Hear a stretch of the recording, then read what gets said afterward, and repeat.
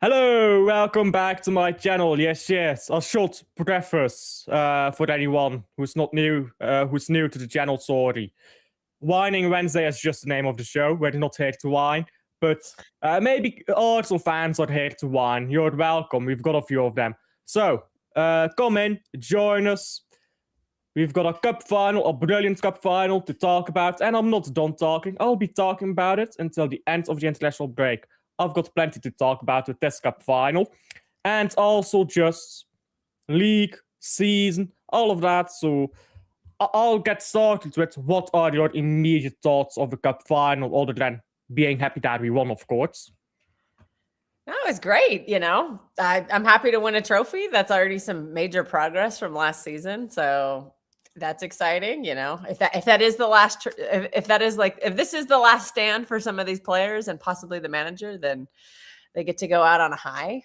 So, because there's a lot of, we don't know what's going to happen in the summer. There's some heavy rumors about like a massive clear out of all of these treble winners. So if that is the case, then they get one more trophy for the cabinet, or one more ribbon, I should say.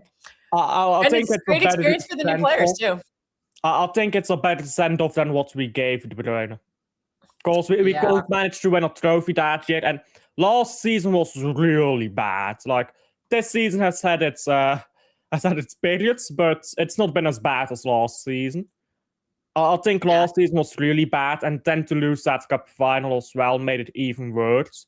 I think this is a better way to send off Bernardo Silva. Stones will be leaving, so some of these players will leave. Possibly Ake, Rodri. Ake. Rodri's way up in the air. Yeah, Kovacic. Not that he was really part of the treble, but he was part of a title win, so that's something. Does Kovacic even qualify for a medal as he played a game? I think he did, because he was walking up there getting one. Vardiel did, but Vardiel played some games, so yeah, I don't know why Kova did. But Kova had a medal. I mean, the club is free to distribute medals as they like, of course. It's because you get 40 medals and you can distribute them how you like once the players have gotten one. But all of these players, it's the last chance they'll probably have. Maybe Premier League, but unlikely. It's last chance they'll have, probably, for some of these players to win a trophy in a top competition. Well, we still have the FA Cup. I think I don't mind that draw. I'm glad we're at home, and I don't think Liverpool are very good this year, and we've already beaten them twice. So, yeah, but that's my problem. We've already beaten them twice. So I don't know what you call it. Third time's a charm. Yeah. I've just got like this feeling that the third time is. Yeah. I'm superstitious. That's the word. That's fair. Well, also one thing that is, I guess, is going to be a big factor is Liverpool have the Champions League. I think a couple of days later. Yeah, who do they have now? I forgot. They're playing PSG. Oh, that is awesome. So they might rotate in the cup game to keep it. Like Van Dijk and Salah are getting older, so they might have to rotate. But I don't know what they're going to prioritize: FA Cup or the Champions League. Yeah, that's a good point. Actually, I hadn't thought about that. I would prioritize Champions League, of course. It's more money from a financial perspective. If you do win it, unlikely, but if you do win it, you get Champions League, even if you miss out on top 5.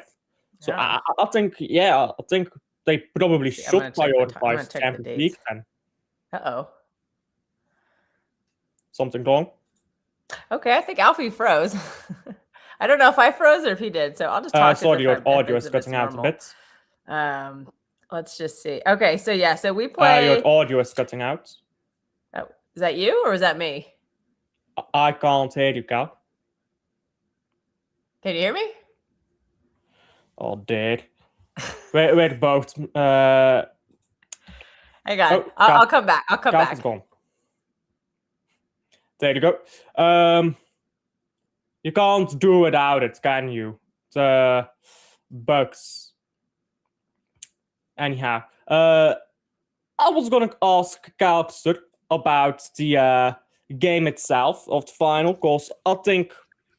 Okay, can you hear me? Can you hear me? I can hear you. Okay. I disconnected my VPN. Maybe that helped. Yeah, Whining Wednesday. We can always whine about technology. It's always this thing, you know. Because when you joined Sky Blue Thursday, neither you or I had any technical problems then. It's just I this don't stream. know. It's just this Maybe. stream, and it's always on this stream. But yeah, I was going to ask you about who your man of the match was that game, other than O'Reilly, because that's the easy answer. So O'Reilly was my man of the match too, but other than O'Reilly, what did you think of the players and who was maybe the best in general? I think everyone had fairly good games. I've heard a lot of names go around, but I personally gave it to Nathan Ake just because I felt he wasn't getting the appreciation he probably deserved. I thought he was really good, and I'm sure there was a big meltdown about him. I probably was a little skeptical about it. I knew it would be him or Stones, and I thought it might be Stones, but then I realized you didn't need to play out the back as much with Trafford as you would have if it was Donnarumma. But Yeah. Ake was just super solid. Like he and Kusanov did a great job on Gyökeres. Ake was winning all the headers, and he just there was a couple of times I remember during my watch line where I was like, "Ooh, I think he got cooked for pace," but he always found a way to get the ball back and snuff out the To be chance. So I was fair, just really impressed with his performance. you can't really get cooked for the pace by Gyökeres. Man, it's so slow. I know, but so is Ake. In 2026, Ake is so slow. But I mean, if you watch Gyökeres, you just I mean, Aki played a brilliant game, by the way, not taking away from Aki. That one tackle, for example, Gyökeres got past him. He just made a tackle with just wrapping his foot around, got the ball away, and went out for a throw-in. Wasn't even out for a corner. That is, I think, just such a brilliant tackle. And that's what he did in the treble, which is why I say all the time that treble Aki is the best left back we've ever had. But I'll still get good for that for some reason. I don't know why. Yeah, just giving him a little extra love is basically what my man of the match pick was. But while I'm on the point of Gyökeres, Haaland was our worst player, by the way. I'll just preface. And so I'm not glazing Haaland here, but when you compare Gyökeres to Haaland and neither scored, you really see the difference. Haaland, big focal point, you just play the ball to him, he'll hold it up, he'll get you up the pitch. It'll be slow, you won't get, but he'll get you up the pitch. He'll give you that time to get up the pitch, and then he'll pass the ball backwards. He can do a bit of link-up play when he drops deep, but it's not going to be Aguero link-up play, but he can do it. He makes those runs into the box, he makes those threatening runs. Was it either first or second goal that he made a run to the near post? Left O'Reilly completely unmarked at the far post. So when you look at what Haaland does when he doesn't score and what Gyökeres does when he doesn't score, it's night and day, isn't it? Yeah. I would agree he was probably like, I don't want to say worst, but like our least best player. Good. Yeah, but I still thought he had like a decent game. I don't think it was like a poor game because he was involved, like you were saying, and he was linking up the play here and there, and he was holding up the play here and there. And he was a good decoy. And I think that allowed Semenyo to kind of do what he did. And it's a final. And Saliba also just had a very good game. Like every time Haaland had the ball, like there was that one chance, I think it was in the first half, where it was like Haaland looked like he was going to run away and Saliba just took the ball away from him right at the end. So I'm not going to fault Haaland. There's two moments that I do think he should have done better, to be honest. The first one is with the cross from Semenyo, that it just hits his head and goes over. I know he's getting pulled down. But I mean, go watch clips of Alan Shearer and look at he hits that ball with vitriol. He hates that ball. He just bullet headed down into the floor. It's getting buried in the floor. Haaland, when he hits a ball, it's so weak. And he scores his goals. But when he's getting pulled on by two centre backs in that case, it's just a poor header. And yes, he gets pulled on by two centre backs, but come on. He is a strong enough lad to do something better there. At least get it on target. But goes high. And then the moment Haaland in the air is just, I give up on that. If he scores a header, it's a bonus, but I But will just literally he never needs to predict get him better to do it. as a tall physical striker because that is just such an attribute to have, and the fact that he doesn't have it. I mean, this is not new, by the way. When Haaland was 16 years old, the youth coach, that was it Brian or Mulder, I forget which one he came out of, but the youth coach said, Haaland, you're very bad at headers for someone your height. And he made Haaland train at headers. Who's No one's doing Haaland, that at City. yeah, who's making Haaland train headers now? I feel like that's something he should train. I know that link-up play and passing and stuff is probably a bigger priority to Pep, and you can see how Haaland has improved in that from 22 to now. But still, the headers, it's such a good way to score. And I feel like he scored a few with Savio last season. This season, 2-3 headers. I can't think of more that he scored. It would be helpful with all these corners we're just wasting. To be fair, I don't even blame that on Haaland. We just our system for corners is so bad. Well, Vardiak seems to handle them just fine, but no one else seems to. Yeah, but that was just. I think that was just a coincidence that he scored like 2 corners in. I think those back-to-back games, right? Or was it just? He's done it consistently. Like there was the header at Forest during the 4-peat season. Yeah. Which was his first season. I remember that one. That's the only one I can think of off the top of my head. I know he had 1 or 2 last season too. Yeah, he had 1 last season. I think he only had 1 last season. Oh, did he?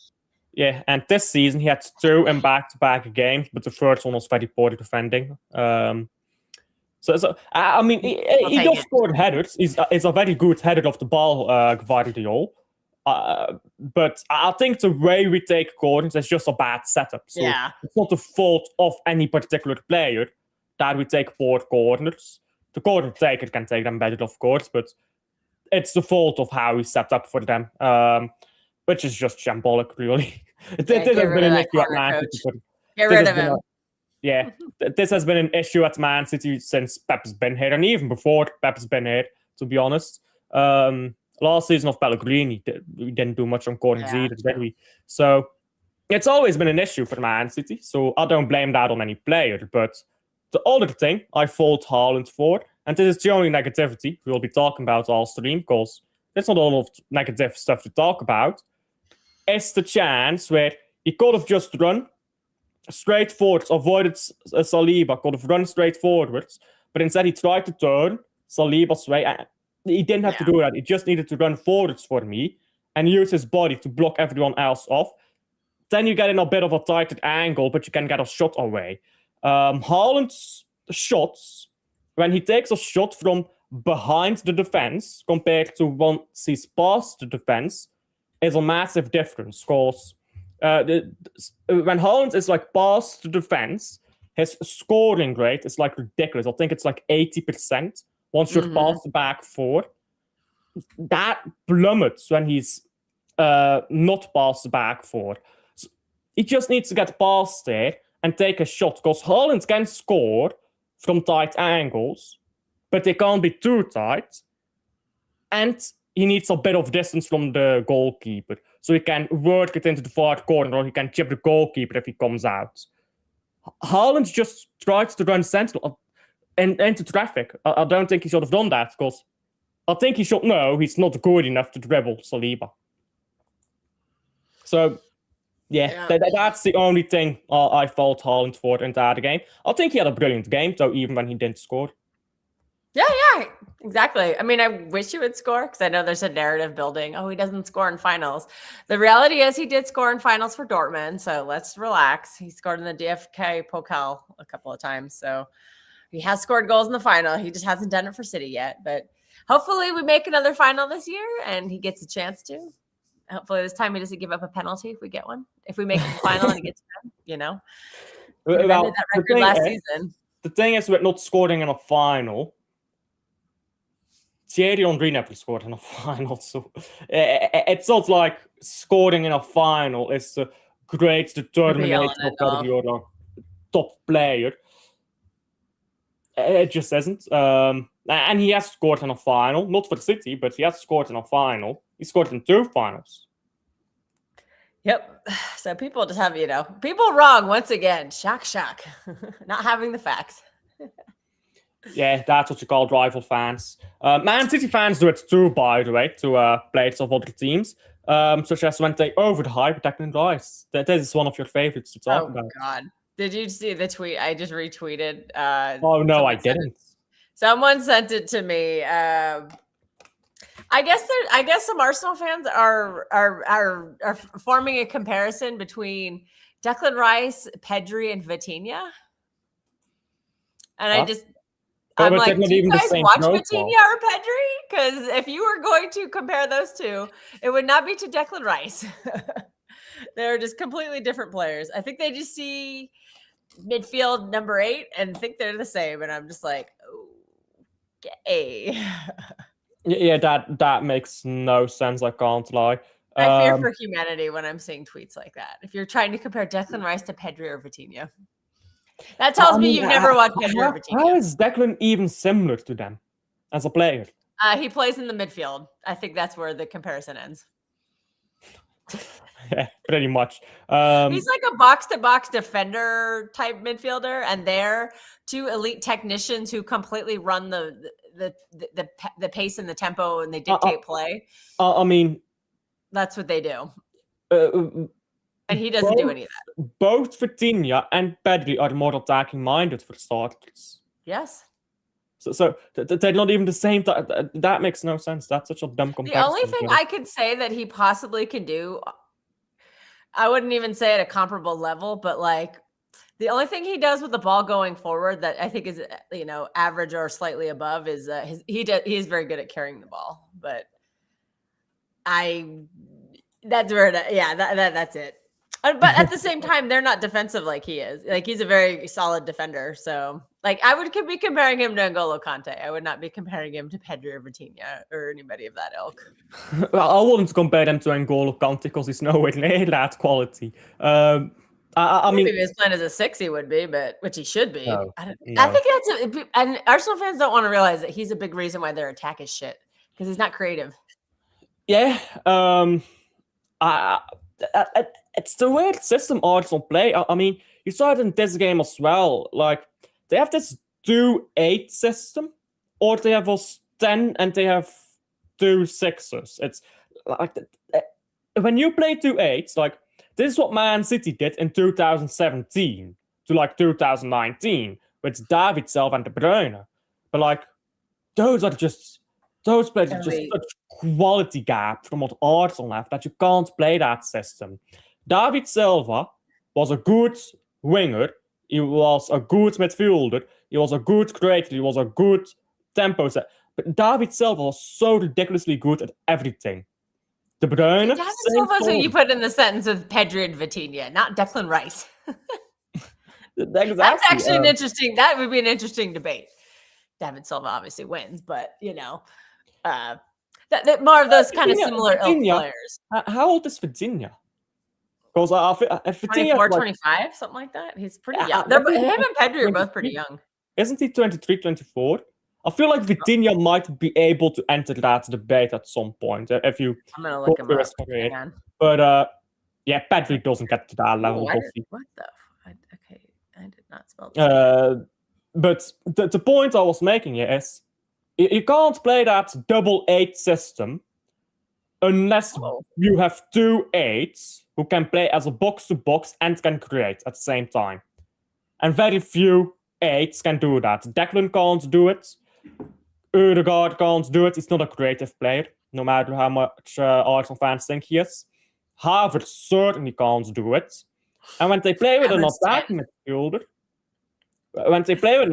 midfielder, again, Havertz can't do it. Ødegaard definitely can't do it because he's an 8, not a 10. No. Eze has been bored at it all season and sent itself the issue of how do you progress the ball from the centre backs to the attack. That is where you should see Zubimendi and you should see Declan Rice do that job. But they don't. Yeah, Declan Rice back to goal, not good. Not pretty. Yeah.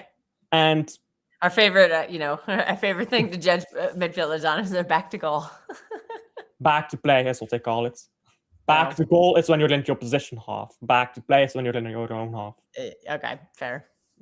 I looked it up. Vitinha just turned 26, and Pedri He's older just than turned I thought. Yeah, he was born in 2000 in February. And then Pedri turned 23 a couple months ago. He's only 23, Pedri? He just came out. He just got that call up from La Masia pretty early. Like he was playing when he was like, what, 17, 18? I don't think Pedri was La Masia. Pedri was from... where was Pedri from again? I thought they signed him and then he played in like their academy before he came up to the first team. He might have played for the Barca B, but I don't think he played for La Masia. Or something. I don't know what it's called. I can look it up. Hang on. I got the Wikipedia, always accurate. Yeah, never. Okay, they said Las Palmas for, let's see, senior appearance at Las Palmas for 1 year. Okay, never mind. He was not La Masia. Okay, I take it back. I'm wrong. Gavi is the one you're thinking of. Gavi came from La Masia. Yeah, Gavi, the one. You're right. That's what I'm thinking of. Big of Vasco, by the way. Big of Vasco, by the way. The sky was really blue today. It was beautiful. So I took this picture and set it as my profile picture. That's amazing. Beautiful blue sky. Don't get that here. Don't come to Belgium if you want a blue sky. Come to Nevada. We have a lot of sunshine here. There are some clouds out today, though, but it's usually very sunny. I'd say I'm jealous, but then I remember that you're like pretty much in a desert. I am in a desert, yeah. Right now is beautiful. Right now, I think the temps are, well, it's going to drop soon. We're having record high temperatures right now. The high today is 23. Oh, it gets cold next week. Oh, it gets cold and it rains. Guess what? I'm not going to be here. It gets very cold here in the winter and then very hot in the summer. Once June hits, it'll be like between 28 degrees and 35 degrees for like 3 straight months. So yeah. So if you want to get a suntan, this is the place to come. Suboptimal is what I call that. Well, I live 20 minutes away from a gigantic freshwater lake, one of the biggest in the world. So I can just jump in the lake. A big freshwater lake in California. Yeah, it's in the Sierra. It's called Lake Tahoe. Lake Tahoe. It's very deep. Yeah, if you look it up it's in the Sierra. It's in Alpine Lake. It's in the Sierra Nevada mountains, and a glacier basically carved the basin, and so it's like a glacier melt, and it's just it's not big in shape, but it's very, very, very deep. Yeah, I thought that was Nevada. I didn't know that was in California. It actually straddles the state line, so most of it's in California, but some of it's in Nevada. I see, because you know the. What's it called? Area 45. You know those memes? Oh yeah, that's down south. Area 51. Yeah, that's I knew about Lake Tahoe from that. No. That's probably like a 6 or 7 hour drive from here. From where I live to drive to Vegas is like 7 or 8 hours. It's so funny that a 6 to 7 hour drive is short for you guys, but then you look at Belgium and 6 hours, like you're in urban, which is the opposite side of the country for me. Oh wow! I didn't think it'd take that long to drive across the country. Belgium is not as tiny as people make it out to be as well. Okay. Belgium is small, but I feel like people make out like Belgium is like fucking Liechtenstein small. It's not that small. But let's get back to football. We have a tendency to get away from football on these streams, but let's get back to football. A lot of people are disrespecting the Carabao Cup, by the way. Just saying. Yeah. It went from the quadruple to it's a Mickey Mouse Cup within the span of like 20 minutes. Once City scored, they're like, "Oh, I don't care about the Mickey Mouse Cup. We got bigger fish to fry." Yeah, you know what it is, yeah? And I talked with Luke about this. Like, even if it is a Mickey Mouse Cup, winning it does create that winning mentality. When Jose Mourinho came into the league, what is the first thing he won? Carabao Cup. Pep Guardiola, first thing he won, Carabao Cup. Pellegrini, Carabao Cup. Alex Ferguson, what's the first trophy he won with Man United? Carabao Cup. No, it was FA Cup. I got you there. Oh. But the second he won was a Carabao Cup. Need to see the 20-second ad to tune into Alf. Capitalism has ruined you. Hey, if I turn off ads on my channel, YouTube will still play ads, but I won't get paid for it. If you turn off monetization, YouTube will still play ads. So might as well get my 10 so watch that ad and make Alfie some money.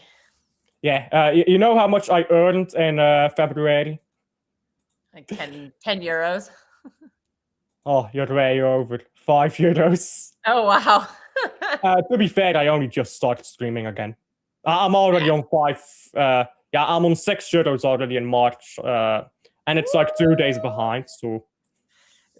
Let's get Alfie to 10 euros. Watch those ads. Don't skip them. It's not as much as people think. It's nowhere near what people think. People just seem to have this idea that YouTubers are like making a load of cash. Like maybe if you're the top YouTuber, but anything else. Mr. Beast, and they're like, everybody's making that money, right? I imagine the vast majority of YouTubers don't make any money. Most YouTubers, most professional YouTubers, make their money not from ad revenue, but from like Patreon and from sponsorships. Yeah, that makes sense. Yeah. Big up to Ash as well. The league. I wanted to talk about that. I was just getting to that actually. But as we know, we talk in circles. What I was going to say is the Carabao Cup, that is that first trophy that builds mentality to win. You look now at Arsenal, you look at their players after we won the final and we went up to collect our trophy and they were standing there, they were watching. You see that? Those players are thinking that could have been us. Those players are, you see, what's his name? Dowman. Man looked like he was about to punch Arteta. These players are not happy to lose a final. And they're going to carry that. Meanwhile, our players, hey, we just won a trophy, isn't it? Let's go win another. Yeah, it's just, I would feel better. If we hadn't dropped that West Ham game, I might be feeling like we could maybe do something. I still think there is like a 1% chance we could do something. Like, anything's possible. Let's see how big Arsenal, see if there's still bottle jobs. But I would not put my money on it, but it's within the realm of possibility. Big up you now, by the way. Now you can stop complaining. There you go. Listen, the thing is, because after we won the Carabao Cup, it's not just the fact that we won it, it's how we won it. We stopped pressing them and we packed the midfield. We closed all the passing lines and they looked baffled as to what to do. They had no clue. They were like, why are you not pressing? Their entire strategy is play around the press. If other Premier League teams look at that, I mean, they have 2 weeks to fix it because of international break, but if other Premier League teams look at that and say, we could do that, Arsenal could be in a lot of trouble if they can't fix that. And I think neither Zubimendi or Declan Rice has the line-breaking pass to do anything about it. Yeah, I don't know if I trust City because I think they have to go into panic mode and at the same time, we have to win all of our games. I don't think I see this team being capable of winning all these games. I just don't. It is only 7 games until the end of the season. 8 for us. We have 8. Yeah, because we have that extra game in hand. Yeah. So we have to win that. And then we have to win. We have to beat Arsenal. We can't. And they'll just come and set up for a stinky draw. Yeah, but they will not try to win that game. They will just try to not lose that game. They will not go for it. I think the final was a bit of the same. And I said at the start of the season, I've said all season long, if Arteta wants a draw, he'll get a draw. But Arteta wanted a draw in the Carabao Cup, and he couldn't get anywhere near a draw. He was getting ruined. So I don't think that if they come for a draw, that they'll get one. I think if they come and play for a draw, that they'll lose. I don't know. We'll see. We'll get I'll have to order a prayer candle or something. Yeah, we All the just voodoo need them to priests. buckle I under don't know. pressure. They just don't lose As Premier chess, League games, and I think they need to lose one for me to feel any kind of hope. But they don't yeah, lose they games; need to they lose a draw game. them. Yeah, they need to lose a game. I agree with that. And I'm not saying we're going to win the Premier League, by Come the on, way. West Ham, we will be there. West Ham, London Have to Stadium. go to West Ham, and we have to hope that West Ham are still borderline on the relegation train, because that will make them play harder. And even if it was only a draw or something, that drops the margin lower. Yeah, they probably will be. They probably will still be fighting relegation. There's 2 games left then. They're still in the relegation zone now, so by then they'll probably still be fighting relegation. They haven't clinched it safety yet. Yeah. And we know Nuno can set up a nasty block too. He can play stinky. Yeah, Nuno can play in so many different ways, which is part of what makes him a very good manager. If we need a stopgap, because, if Pep leaves, I'm not saying he will, but if he leaves, and you need a stopgap for whatever manager you want, is it Company, is it Cesc, Nuno is one of the managers who I look at. He's like a Pellegrini-type manager. Can play in a lot of different ways, can play it well. So I think Nuno is a very good manager.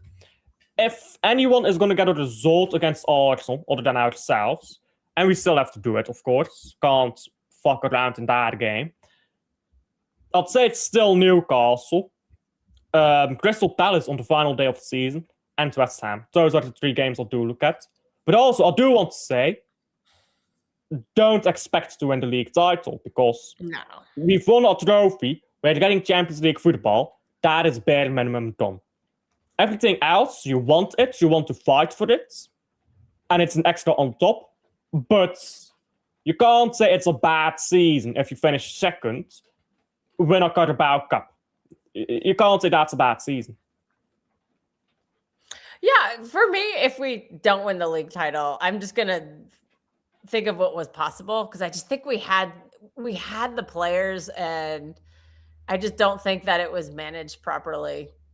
Like, I think there was too much experimentation. There was no consistent lineups. There was no consistent style.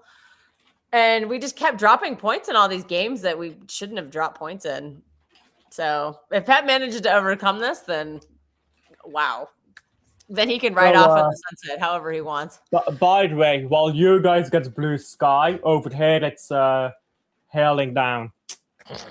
Lovely. Well, as someone who lives in the desert, I would actually like some of that, because everything. God, we had this crazy. Usually, because it doesn't rain here in the summer, it barely rains in the winter because it's just a hot. It's just like a dry climate. But in the winter, we do basically what makes us able to live here is in the Sierra Nevadas, which are literally like 10-minute drive from my house. Like, you can see the mountains. Like, they collect all the storms from the north come down, and it falls as snow up there, and then we drink that drains down into like reservoirs and rivers and creeks and stuff. We got hardly any storms this year, so it's been warm all winter. We had one massive storm that dumped like 2 feet of, I don't know what that is in meters or centimeters or whatever, but 2 feet is 1 foot is 12-inch, right? Yeah, so 2 feet would be 2 feet would be just shy of a meter. It will be just shy of 2/3 of a meter or something. Yeah, I don't know. Yeah, no, I think it's 3 feet's a meter. I think it's about 8 centimeters. Something like that. Yeah. So So we had a couple of storms in the mountains, but that snowpack is almost melted, and it's March. I'm like, oh, all the flowers are blooming and stuff, and I'm like, oh, we're gonna get a fake winter, aren't we? And then I look on my phone, and there's a bunch of rain coming in the forecast. So it's 23 today. It was 28, 29 a couple of days ago. Next Thursday, 8 degrees. I'm like, I ain't gonna be here. I'm not gonna be in the country. I'm leaving town. So, it's gonna be raining where I'm going. Ugh. That's annoying. So, you did mention earlier. Yeah, you did mention earlier in the stream as well about the Liverpool game. That there's still a chance that they might rotate in that game for that Champions League. I don't think they'll rotate. You did say there's a chance for that. I don't think they will rotate, but I do think they might play with a bit of a low intensity. Already thinking about that Champions League game. Might play a bit for a draw, which would favor us again. And I think our players might come in from a high, just finishing our Carabao Cup celebrations. And it's at the Etihad, so that'll help a lot too. It's not at Anfield. Yeah, and Kovacic may also be ready for that game, which I know people don't like to hear it, but we do need to rotate some of these players. So Nico G is just never going to play, is he? Yeah, banished to the Shadow Realm. Yeah, and it was good this season. He was very good at the start of the season. I think he was one of our best players. I think we played our best ball when he was the 6. Yeah, I think we can play better than we did in the first half of the season by playing Gonzalez and Rodri, but Pep doesn't agree. Everyone, I've heard every City content creator pretty much suggest it. I mean, I would love to sit down with Pep Guardiola and have a conversation about this, because I just don't understand. Like, there are things Pep does, and I don't agree with it, but I understand it. Like, but Ronaldo, Rodri, I understand why he does it. I just don't agree with it. I think it's outdated and it doesn't work. But not playing, he refuses. He said it in press conferences. He said it's, I'm not going to play them together. I don't get it. I genuinely don't get it. Yeah, because Rodri doesn't like sit back and like defend. Like he wants to go forward. And the problem is when he goes too far forward, there's nobody to cover the holes when he is too far forward. And sometimes he has to be because nobody else is creating any chances because Pep was benching Turkey for some weird reason. And it's like, that's when you would want Nico G to be there to kind of plug up the space. And we have seen that before. We saw it with Kovacic back in the 4-peat season. So it's just really weird he wouldn't even visit it. God, this cat is. Say hi. Yeah, I don't get it. I think Gonzalez is probably a better defender. Not probably. He's certainly a better defender. Yeah, in 2026 he is. Yeah, he's a much better defender. Is he as good on the ball? Of course he's not. We're not going to pretend he is. But also, we're not going to say that he's terrible on the ball. I'll see people say in that Newcastle. Yeah. The last time he played, he was making some good passes. Yeah. Made a couple of line-breaking passes. And that was a big game. That was the FA Cup game at St. James. Like, that's not... And his diagonal balls are also pretty decent. His long diagonals to the wingers are also pretty decent. So I don't see why they can't play together, to be honest. But Pep doesn't. Pep sees something like we don't, I guess. Scrub. He's. I don't understand why he's getting the treatment he's getting, because I don't think he's been that bad. I think he's been very good. I think that obviously Rodri's the better player, but I just think the team was just playing better with Nico G earlier in the season. Because remember, Foden was cooking, Turkey was cooking, Holland was cooking, Doku was assisting everybody. We were playing direct football, and everybody looked happy. Yeah, and for me, I mean, there's not even... I think Pep said this, but it might be another manager. I might be conflicting two managers here. But I think it's Pep who says this. When you play attacking football, the first thing you set up is your defense. And don't quote me on that. I think it's from Pep. Might be another manager. But the point is, when you have a good defense, you can attack more worry-free. When you know, when we lose the ball, Gonzalez is going to pick it up again, you're not as worried attacking. And you're able to make a lot more risky passes. And you're able to play more dynamically. But when you're thinking, we lose the ball, now I'm going to have to sprint back. I'm going to have to hope Bernardo is in position because he's not fast enough to run back into position. Maybe I should pass it sideways. It can't take this risk. Okay, then you got a little bit later. Do I want to risk losing the ball here? Now, if you have Gonzalez and you know nobody's getting past him, oh yeah, I'll just make the risky pass. But when you have Rodri straight back from an ACL, probably pushing up, but Ronaldo probably pushing up and not fast enough to recover, and depends on who else you play there, Tijani pushing up, O'Reilly coming into the box, well, now you've got no coverage. Now you have to play the safe pass. Because if you play the risky pass and you lose it, if you play the risky pass and you lose it, Now it's panic mode running back. Yeah, we saw that a lot when it was that weird 3-1-6 formation, which I don't get at all. I didn't. Every time I see that, I'm just like, oh, what are we doing? Like against United, we got cooked against United playing that system. I think So the poor. point of that was supposed to be just go full guns blazing and use your superior attack. But again, to attack well, you need to make sure that you can pick up the ball when you make the risky pass, because attacking well involves making risks.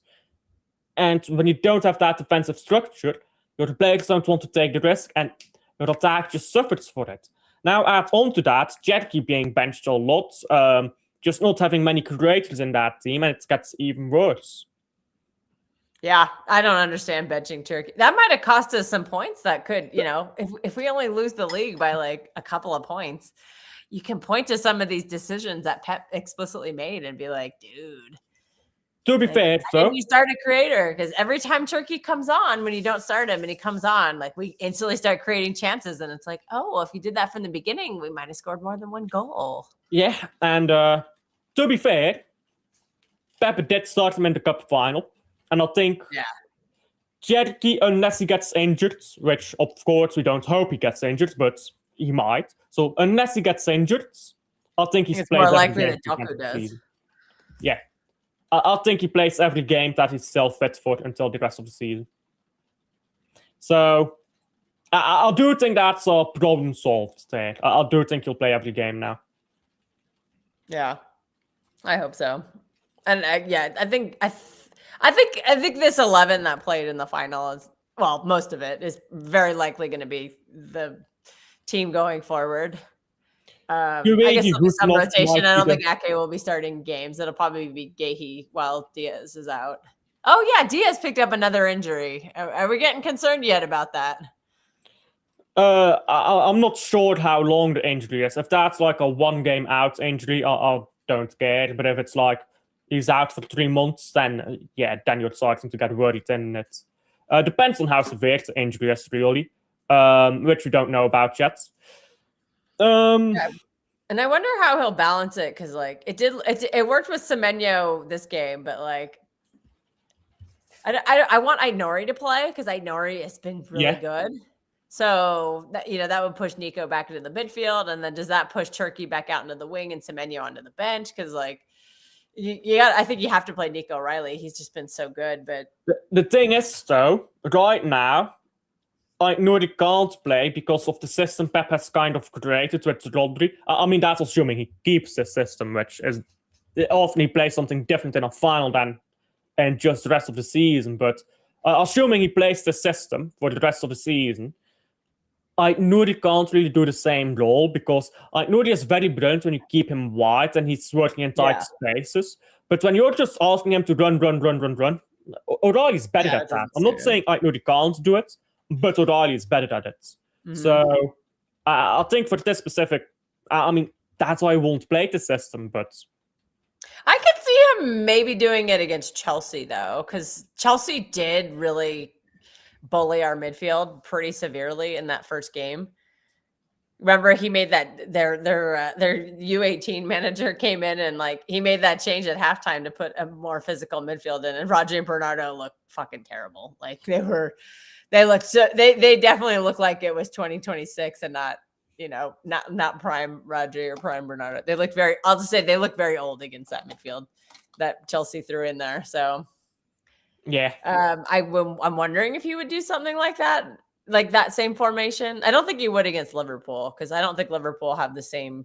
Their midfield's been kind of crap. Like McAllister's been awful this season. So the question is, how do we play for the rest of the season now? I think that's a big question with who's going to play. Of course, Haaland is going to play, Rodri is going to play, but Bernardo is going to play, Ruma is going to play, Jetki is going to play. But like, for the centre back, I hope Busadov plays. I don't know. Maybe he does. I think he could be getting in over Diaz if he's even still fit for the rest of the season. Because Martin does say, big up Martin, he does say that it's apparently a hamstring. Now, I did see that it's a hamstring injury. Another hamstring injury. Yeah, that's not good. He's picking a lot of these up the past couple of seasons. Same injury. Like he did last year, he had a couple of hamstring problems. Like that's I starting think to get a little concerning. once you do your hamstring bad, it kind of keeps coming back, doesn't it? Now, I could add to that, it could be a small injury. Like, just because it's your hamstring doesn't mean it's big, but if it's a hamstring, it's probably big, isn't it? Yeah, if it's enough to cause discomfort, then you're not going to play. If you try to like, maybe pull up a little bit or something like that, that could, then you're not going to be as effective. And then it's like, what's the point? I would just let him recover. Like, I think he went to Portugal, but it looked like it was just for like pictures. It didn't. I know he wasn't officially called up, but there were some pictures of him circulating today of him like modeling the shirt and stuff. Like, so he's doing media stuff for Portugal, but he's not going to play in this international break. So let him take the 2 weeks off and then reassess it when he gets back. Again, that doesn't mean he's fit or not fit, because Haaland is not going to play for Norway, and he's fit. No, Diaz and Bernardo explicitly did not get called up, so they're not going to play at all. I just think they're there right now to take pictures for like World Cup. Like they're modeling the new World Cup shirt that they're going to get the promotions going for the World Cup. It's just like they're not going to play or train, I don't think. Yeah, it's just friendly, so it's not a surprise to me that they're not called up. Nunez did get called up though. Yeah, so I just think they're there like bonding with their teammates and taking pictures and doing media duty. But yeah, I don't even know if they're trained. Diaz probably is not training at all because they're probably just keeping him chilled out for because he had the injury. So. Probably. But by the way, big up Ash, but I hope we don't sell Trafford. Let's say he stays 1 more year. If Donnarumma stays long term, Trafford is gonna leave because Donnarumma is better.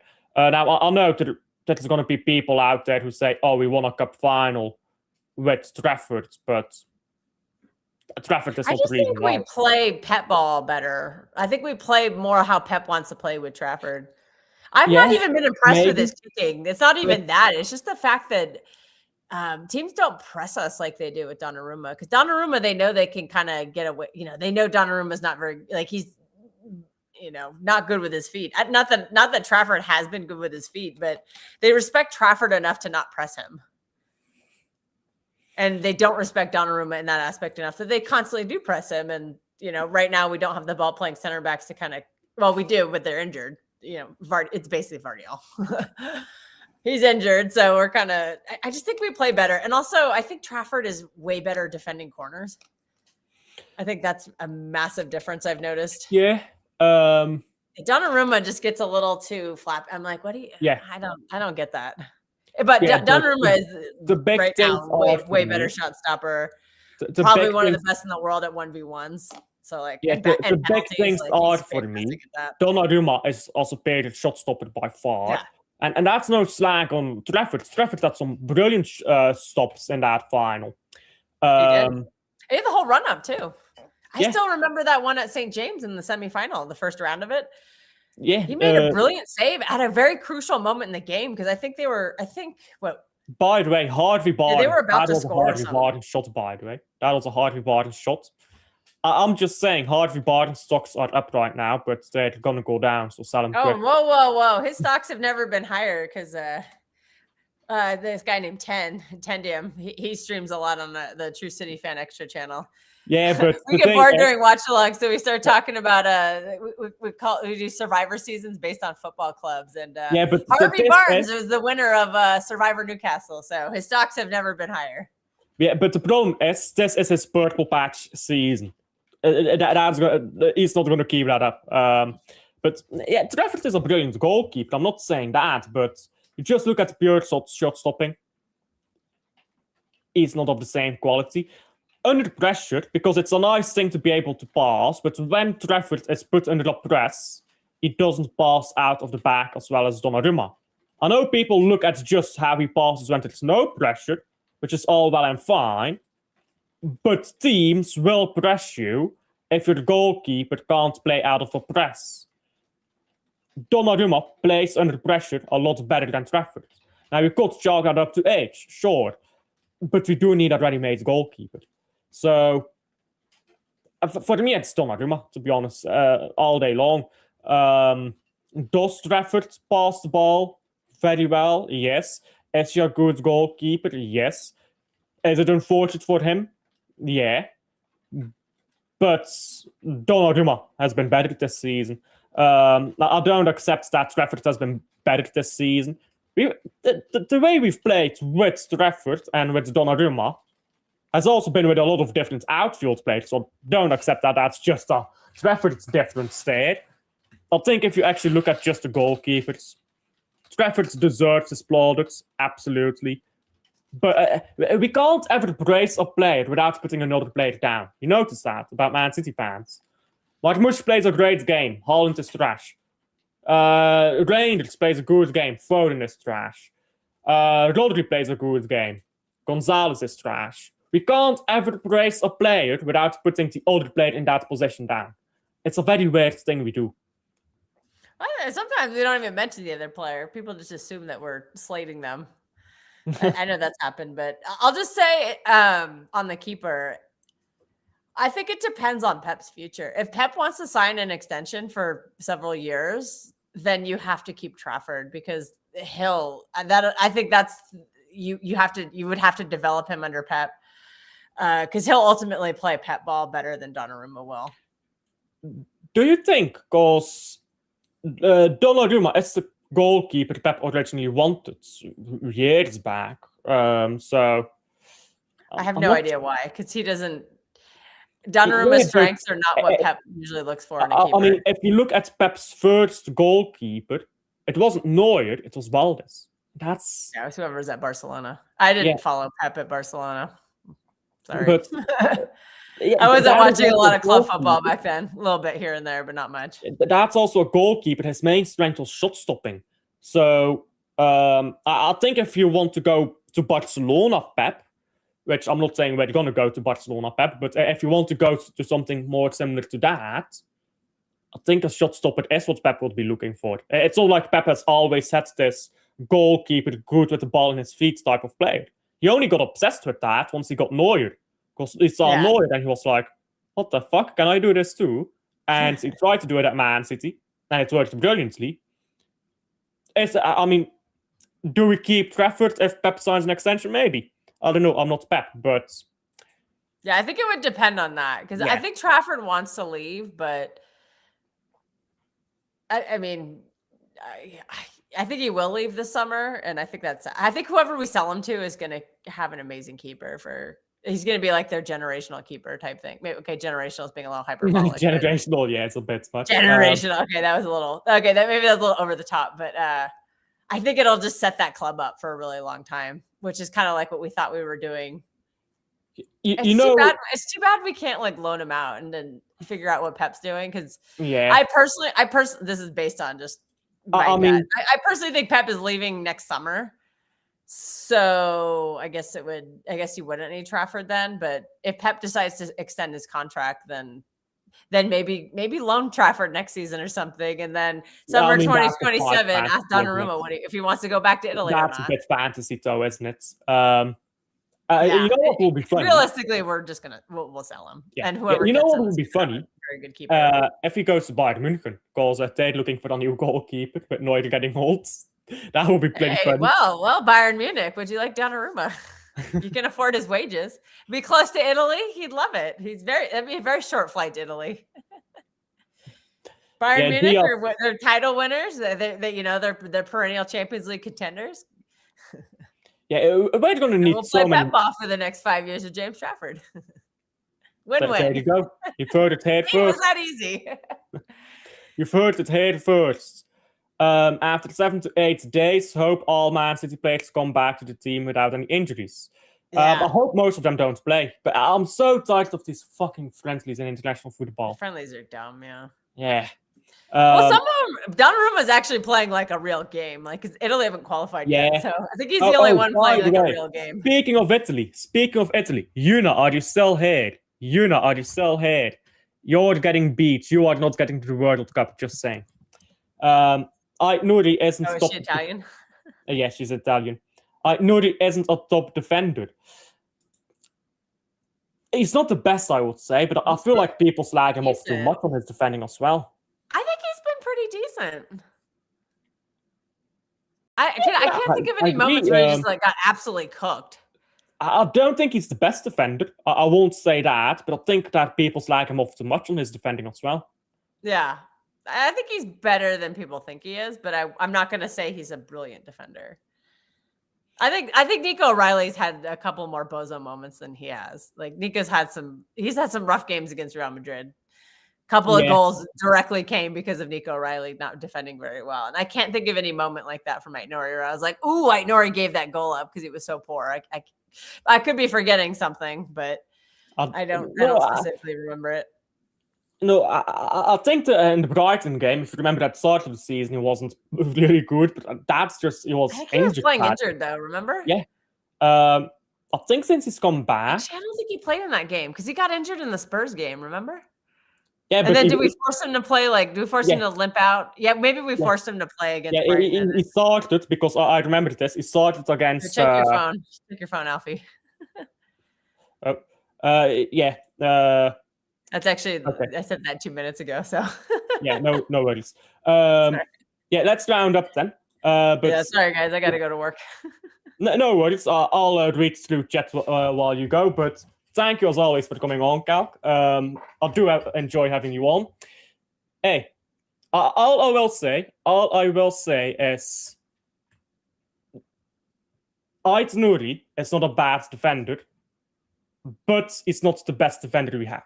I think that's the best way to say it. I think for a fullback, he's fine defensively. Yeah, I do think he has it all for this team. And he's been brilliant going forward. I really like the guy. And I think our team has looked better since he's come back. So I like him a lot. So anyways, I'll go. I'll be gone the next 2 weeks. So you get a break from me. You'll have to find someone else to whine with. But he's like, thank God she's gone. But anyways, bye guys. Yeah, thank you for coming in as always, Calc. Big up to her. Anyhow, let me get through these chats here. Diaz is getting injured a lot. Yeah. It's kind of like company, isn't it? Once the injuries start, they just keep coming. What can you do about it? Once they start, they don't stop. Maybe that's someone who could use a league like Serie A, like Serie A, just a league that's a lot less physically intense. I don't know. Maybe I'm waffling on that. I don't know, but I feel like Serie A could do him a lot of good, to be honest. I said 8 months ago, be careful what you wish for. Enjoy the last 2 months, what I'm doing. Or pray he changes his mind. I thought you were talking about yourself for a moment. Yeah, on Pep. I'm not too worried about when Pep leaves. I've said this a lot. I don't expect an immediate title. I just expect to be competing. Or pray he changes his mind.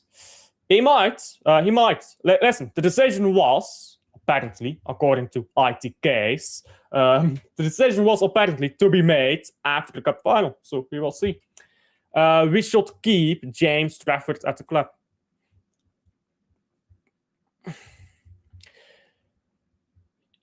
Yeah, they're both good goalkeepers. I just think Donnarumma is better. I think it's that simple. We back for the shot stopper. Hand one out now 8 months later. To be fair, he's also a good shot stopper, Trafford. But Donnarumma's better. It's that simple. Hey. Calm down, bro. Calm down. Martin has been to more games. Yeah. Martin has been going in and out to Man City before I was even born, brother. Respect. I don't know how old you are, but this man has been going in and out before I was even born. Respect, mate. Respect. I feel sorry for Trafford. You can feel sorry for Trafford, but that doesn't mean you think he deserves to play. Romeo Vermont, I played at Club Brugge. I feel sorry for him because he's a great striker, but Tassoldi is scoring literally every game. Should Tresoldi be benched because I feel sorry for the local striker? No. I think when you look at players, even if they're local players, I can feel sorry for them. That doesn't mean they should be playing football. That doesn't mean they should be our guy, and that doesn't mean we should bolt on them. I don't believe in this thing called loyalty in football. For fans, of course, but like for a club to players and for the players to a club, no. The moment a club deems you not good enough, they sell you. I don't think players or a club should be loyal to each other. They're employers and employees. Fans, it's very different, but for the dynamics at like the top of a club and with players, I think you should look at it very differently. That's maybe the professional angle that fans don't see. Trafford is excellent, but he makes errors. Exactly. People will call for Donnarumma again. The thing is, they've seen more of Donnarumma, which means they've seen more of his faults.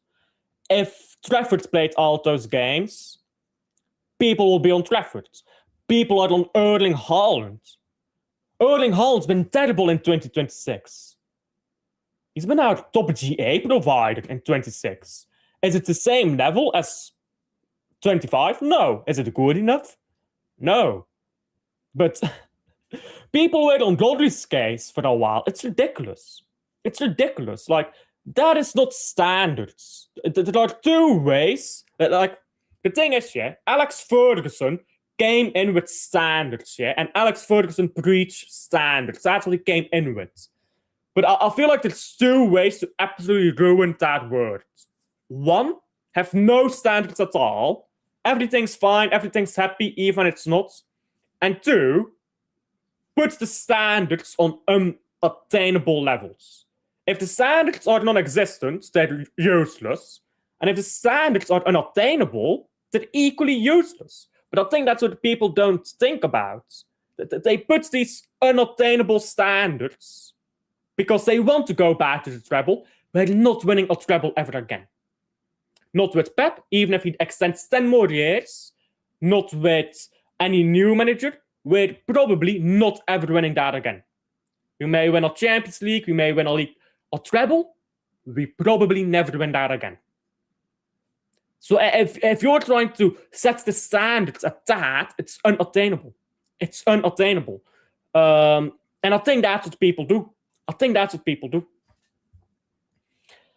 Gustinov Diaz, Grealish, Doku, that's a while ago. Ortega, Ederson, Haaland, Marmoush. Yeah, you can go on. Aït-Nouri, O'Reilly. Nunez, Gustinov last season as well. Bernardo Silva and any midfielder ever. Rodri, Gonzalez. You didn't say that yet, did you? Yeah, Cherki, Foden. Can go on and on and on. It's ridiculous. We will shit it. Wait, what? We will shit if we let Trafford go in next season. Trafford are the best second keeper. Yeah, the Trafford is the best second goalkeeper in the Premier League. I'd agree with that. But for exactly that reason, he'll want to go. The question is he better than Donnarumma? If not, he will want to leave because he won't want to sit on the bench. He's too good to be a second goalkeeper.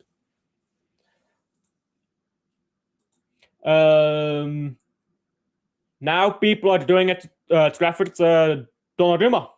They've been doing it since the start of the season. I don't get it. I really don't get it. Like, back the players? Yes. Hope the players do well? Yes. And want them to do well and stuff and not send them hate. But at the same time, I mean, I guess the problem here is the definition of back. At the same time, do I back Trafford to be our starting goalkeeper? I don't. So I back Trafford when he plays. I hope he does well. But I don't back him to start, if you get what I mean. So I get your point. I'm being pedantic. Shame, but Trafford will go. Big up Steve, by the way. I have to agree. Yeah, I have to agree. Yeah. Trafford is a big boy. There you go. Big boy Trafford.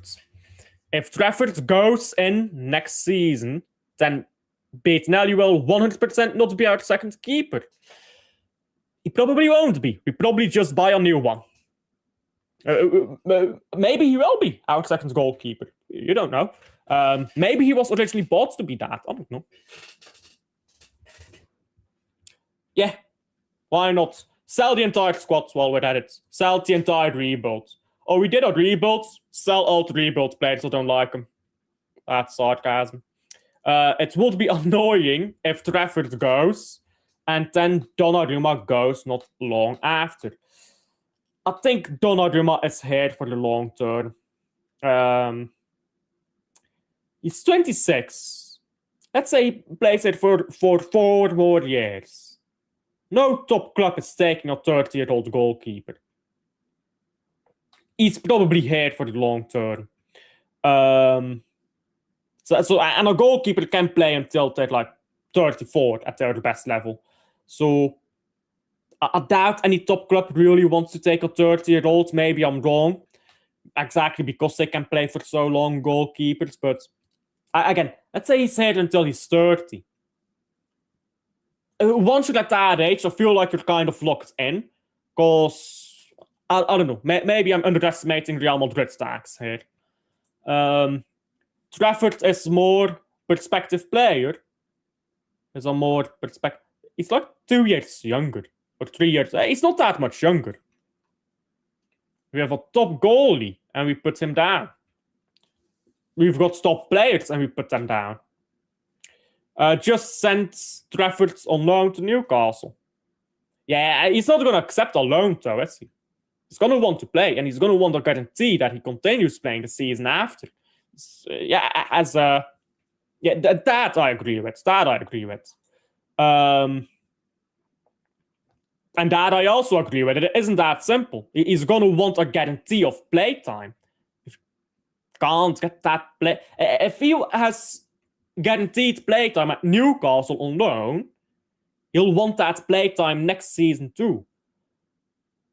Coming back doesn't guarantee that playtime. So...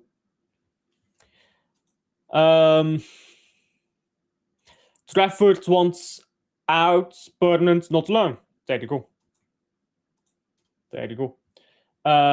You still not answered my question. What keeper will replace Trafford? It's a second goalkeeper. I'm not that pressed on a second goalkeeper. We started Zach Steffen in a final. What final was that? Was that against Aston Villa? I think it was Aston Villa. Right? We started Zach Steffen in a final. Come on. It's second goalkeepers are not the biggest deal here. I think we've been a bit spoiled with second goalkeepers. Ortega is too good to be a second goalkeeper. So is Trafford. It's not normal to have second goalkeepers who could start at other top clubs. It's not normal to have that. Bettinelli is only here because he's homegrown. I mean, he's the new Scott Carson, isn't he? Who knows? City will find someone. Yeah, again, I don't think it's that serious. It's a backup goalkeeper. I don't think it's that serious, to be honest. I don't know. Again, maybe I'm underestimating things, and I'm not that fussed, to be completely honest here, about a second goalkeeper. But we will back him. I just don't want Maresca. Sorry, I didn't even read that. Martin, I don't know if you're still watching, but I have said for a long time now, Maresca is carrying Chelsea. That's before he got sacked, of course. Because then he isn't at Chelsea anymore. But I think, honestly, Chelsea had such an average team, and Maresca's really making them look good. I'm not saying Maresca is top, but I think he's a good manager. I think Maresca deserves some respect as well. I think you give Maresca a team like this, he can do some work with it. I'm not keen on Maresca but will back him if it happens. I feel like Maresca is the better Arteta. I feel like Maresca and Arteta are very similar, but Maresca has more bollocks, has more experience winning, and is probably a bit more adaptable, which are the things I like in a manager, being adaptable. So I think Maresca. I think Maresca will be a top choice for a manager. Am I glazing Maresca too much? I don't know, but I think Maresca is my second choice after the company. Unless you want to talk Zidane, but that's not happening. I know people still want Zidane. It's not happening. Sometimes things are overlooked and to just enjoy your team. Yeah. I know, but Bettinelli have you seen him play? I haven't, so I don't know.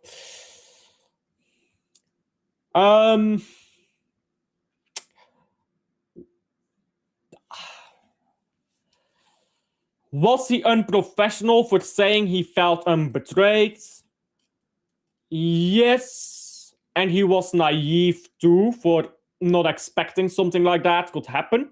You go to a top club, you should expect top club antics. That means being cutthroat. So yes, I think he was unprofessional and naive. But how old is Trafford? 23? Can we expect a 23-year-old to be always held to that standard, especially when they feel emotionally hurt? Whatever will be, will be. Nothing we say or do will change who comes in as goalkeeper. Yeah, I agree with that, but also that does make these YouTube channels a bit moot, doesn't it? Because why are you talking about anything? What I say won't affect Pep Guardiola's tactics. I mean, I certainly don't think he watched my tactical breakdown video. If he did, like and subscribe. Thank you, Pep. But I certainly don't think he's watching what I say. So at that point, what does any conversation we have matter, right? Even Man City should not trust. I don't know why you're hating on this guy so much. Come on, City, back up football maniac. Is that Messi Ronaldo in your profile picture? Let me see that. That's Messi Ronaldo profile. That's 2018 era. Hey, we're going back in time. Big up football maniac. Thank you for subscribing. I think you're new here. Trafford are too good to be always benched. Yeah, he's too good to be always benched. That's why he'll want to leave. That's why he will want to leave. I agree. He's too good to be benched. On the 31st of March, I'm going to the stadium to Jan Breidel with school. I did the exact same thing. When I was I 13? Was I 14? I went to Jan Breidel on tour. I went to Jan Breidel on a tour, and they show you the entire inside. It's fucking amazing. It's fucking amazing, I swear down. Maresca better than Arteta. Yeah, I'd agree. Ajax, if Maresca had this Arteta team, he'd have won a trophy already. Well, not this season specifically, but I mean, like, give Maresca Arteta's job, and he does better, is what I mean to say. A friendly being played here by Ajax and Volendam 2-2. What do you think? We will start Trafford. No, I think Trafford will want to. I think Trafford will want to play football. They didn't take us to the dressing room. Not us. They showed us the. I mean, they showed us the outside. They took us to the tunnel. They took us to the Francois Memorial. There's a memorial there for Francois. It's been a long time. I was 13 years old. So it's been a long time. But they took us in the stands as well, of course. They took us on the pitch. So it was a proper tour. Anyhow, I've been going on for long enough. I've had this guy waiting waiting to come up. Man City has won the Carabao Cup final. There we go. There we go. Blue Sharks are out. Be wary. The Shark may be stupid, but she's still there. We will be waiting for the Arsenal bottle job. And if we don't win the league title, oh well, we will not trophy and we're getting Champions League football. Bare minimum, done. Now let's see if we can get some extras. Alfred, we're going to Luke's channel. Alfred, like and subscribe to me, to Luke, who I redirect you to. A big up. Sounds like you're having a better deal than I am. So, big up to him, to everybody in chat, and I'll see you guys on the next one. Bye.